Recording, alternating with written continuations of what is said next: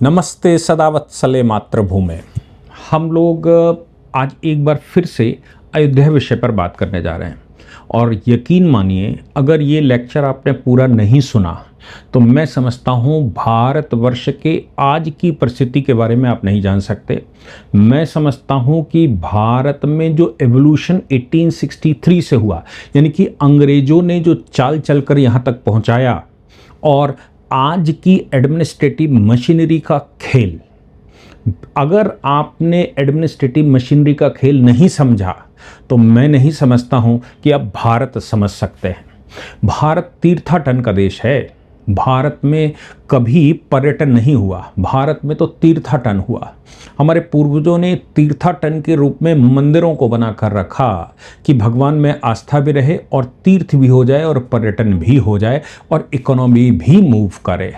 ये भारत के इतिहास में रहा।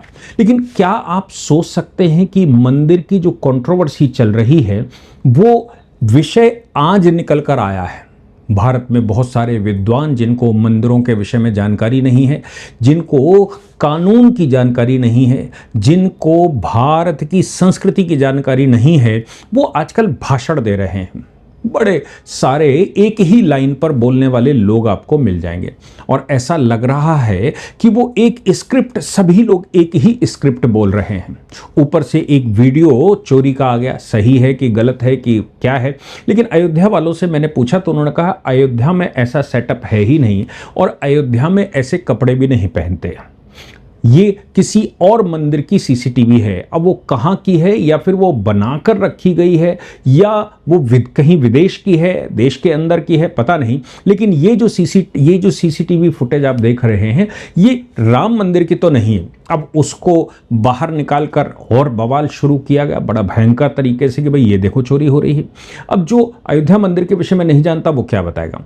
दूसरी बात ये भी है कि एसआईटी की रिपोर्ट आने के बाद मैं समझता हूं एसआईटी ने जब ये कहा कि सीईओ का अपॉइंटमेंट होना चाहिए, एक चीफ एग्जीक्यूटिव ऑफिसर का अपॉइंटमेंट होना चाहिए, वो बात दिमाग में खटकी कि आखिर चीफ एग्जीक्यूटिव ऑफिसर के अपॉइंटमेंट की जरूरत क्या पड़ गई। फिर ध्यान में आता है कि भारत में एग्जीक्यूटिव ऑफिसर जिसको ईओ कहा गया उसका इतिहास तो कोई नया नहीं है। आज हम 2026 में अगर बात कर रहे हैं तो ये तो 1863 से शुरू हुआ, 1863 से शुरू हुआ।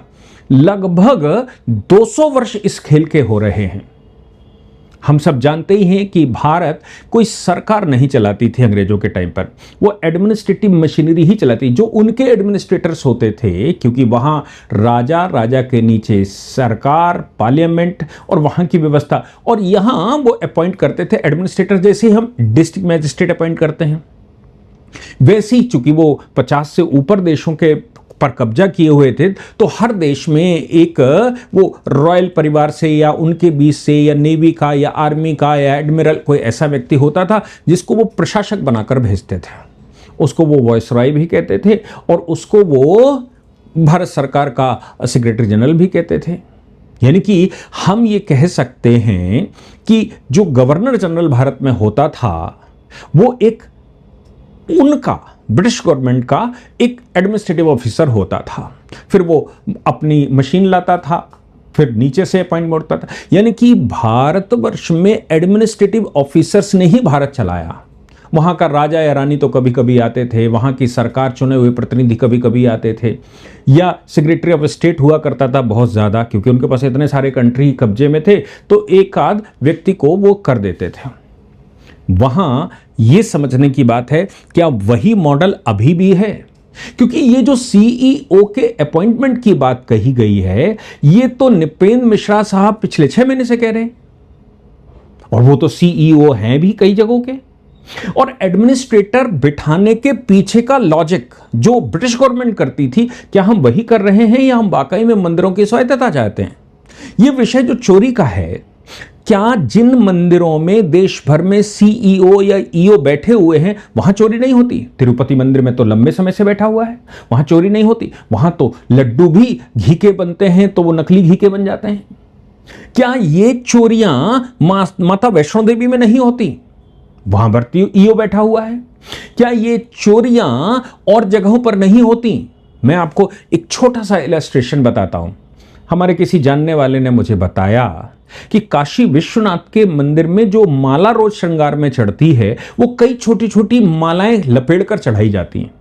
पैसा तो उसका ट्रस्ट देती है, लेकिन वो माला उतर कर जाती कहां, ये आपको पता है?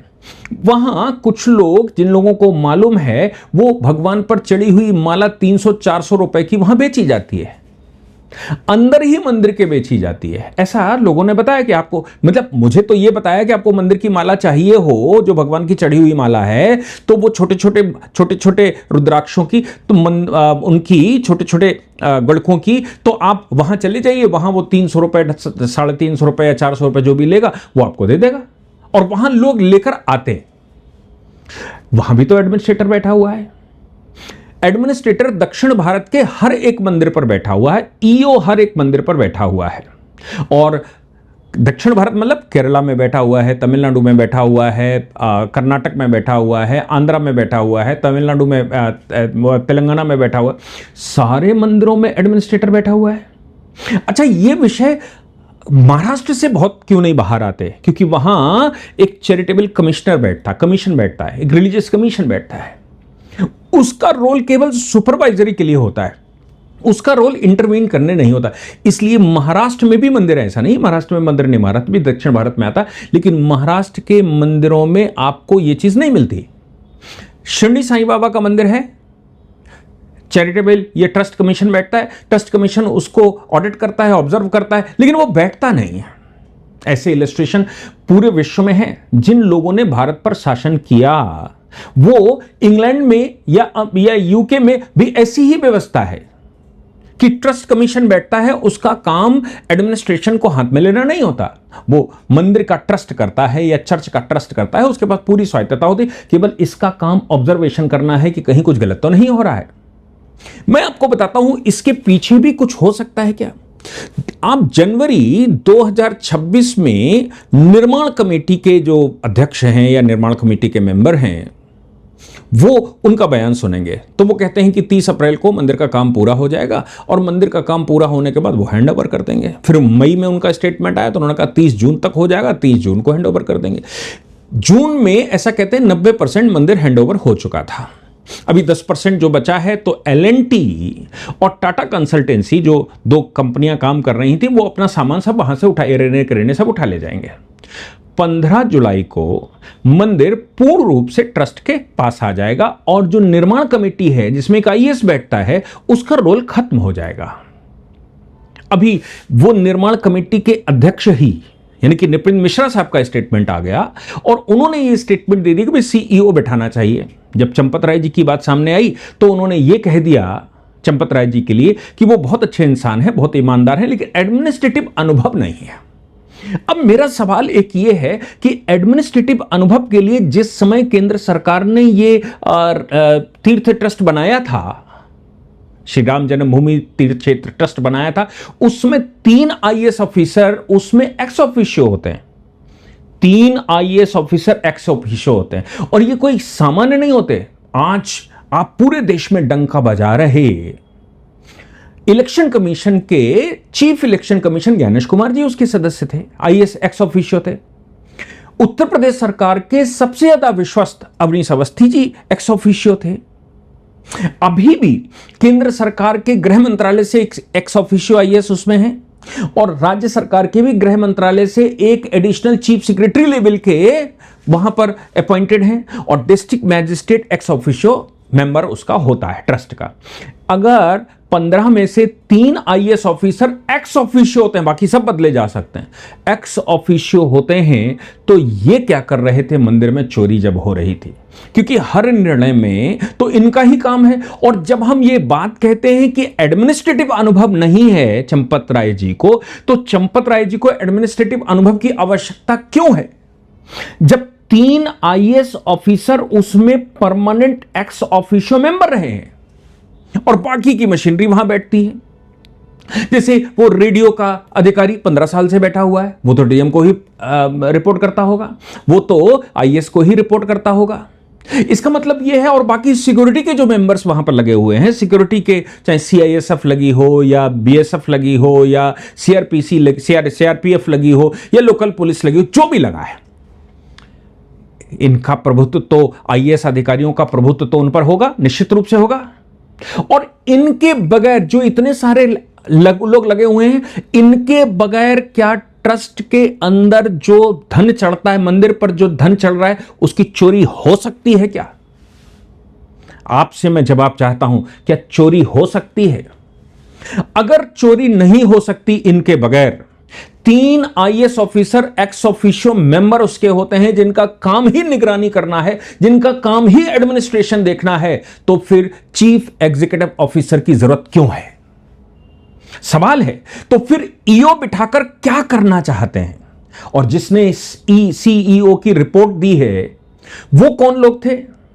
जब ट्रस्ट को यह बात पता लगी कि चोरी के आरोप लगाए गए हैं, तो ट्रस्ट के सेक्रेटरी ने तत्काल राज्य सरकार से कहा कि एक इन्वेस्टिगेशन बिठाना चाहिए।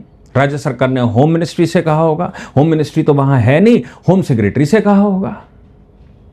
होम सेक्रेटरी ने 3 अधिकारियों को, एक आईएएस, एक आईपीएस और एक रेवेन्यू का, 3 अधिकारियों की एक एसआईटी बना दी। कौन है ये तीनों? तीनों एडमिनिस्ट्रेटिव मशीनरी के हैं, राज्य सरकार के। तीनों ने इन्वेस्टिगेशन किया और इन्वेस्टिगेशन करके फाइनल कंक्लूजन पर पहुंचे कि यहां पर एक सीईओ बिठाना चाहिए। उन्होंने उन 3 आईएएस ऑफिसर से बात करी, क्या जो सीनियर हैं। केंद्र सरकार के होम मिनिस्ट्री का एक सीनियर एक्स ऑफिशियो है, एक राज्य सरकार की होम मिनिस्ट्री का एक्स ऑफिशियो, और डिस्ट्रिक्ट मजिस्ट्रेट अयोध्या भी वहां पर है। उनसे बात करी कि भाई आप क्या कर रहे थे यहां, पिछले 6 साल से आपका रोल क्या था? मैं तो नहीं समझता। दूसरा, निर्माण कमेटी भी एक आईएएस ही, रिटायर्ड आईएएस है, तो क्या वो आईएएस ही देखता था?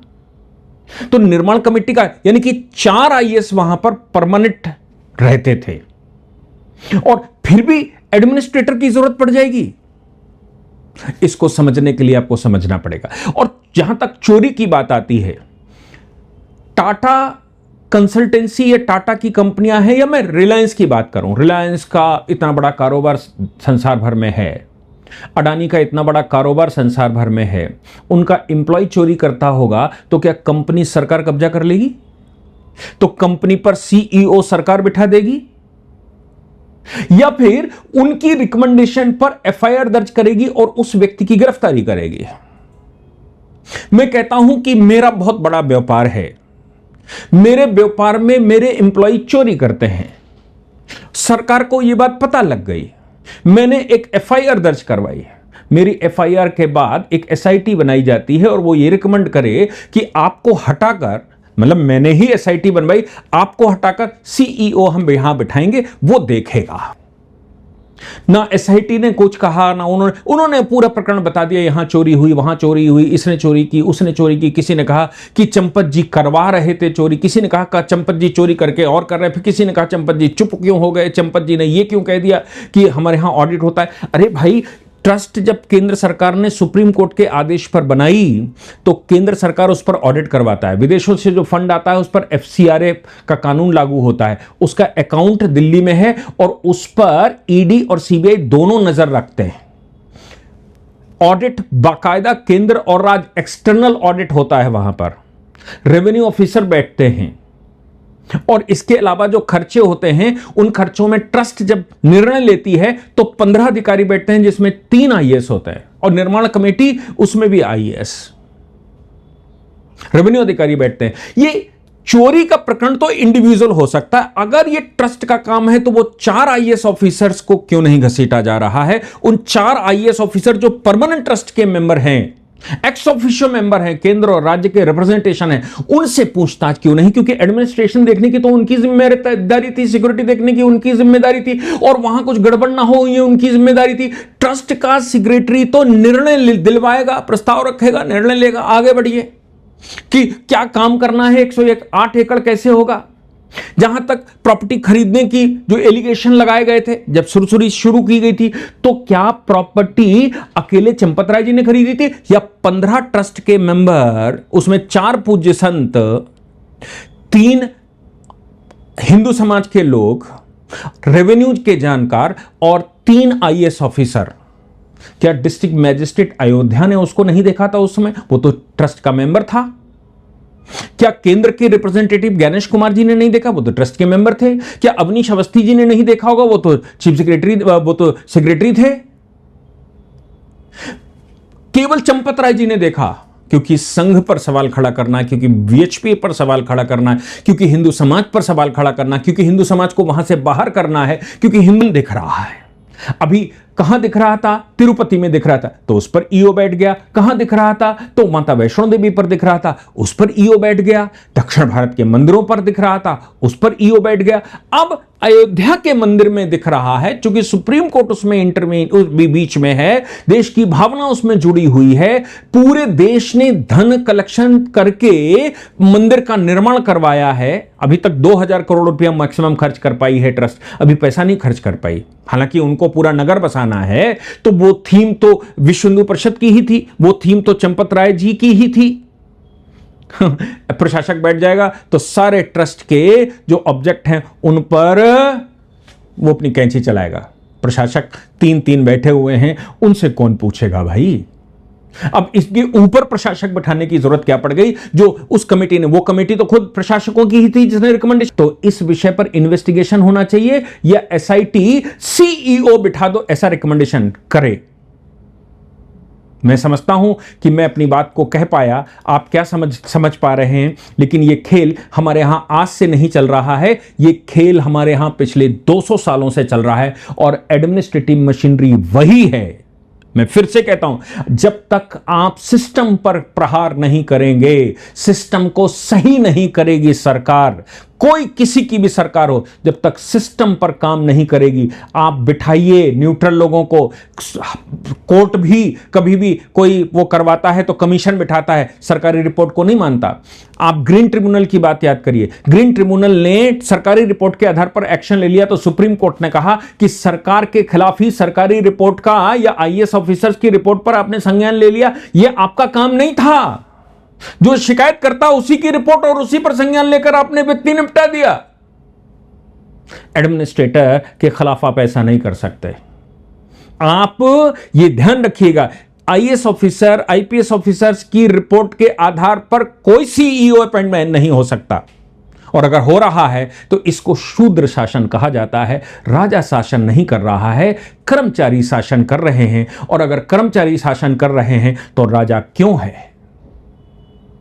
मंदिर हम बचा कर रहेंगे, याद रखिएगा। और मंदिर अगर नहीं बचे, सीईओ के पास पहुंच गए, तो अयोध्या का काम भी खत्म वैसे ही हो गया जैसे कि दक्षिण भारत के मंदिरों का हो चुका है। आपकी राय की आवश्यकता है और मुझे लगता है कि आप जितना फॉरवर्ड कर पाएंगे, जितना लोग इसमें इन्वॉल्व हो पाएंगे, जितना लोग इन विषयों को उठा पाएंगे, तब हम अयोध्या का मंदिर बचा पाएंगे। अन्यथा अयोध्या का मंदिर भी उसी रास्ते चला गया जैसे दक्षिण भारत के मंदिर चले गए। जय हिंद, जय भारत, वंदे मातरम।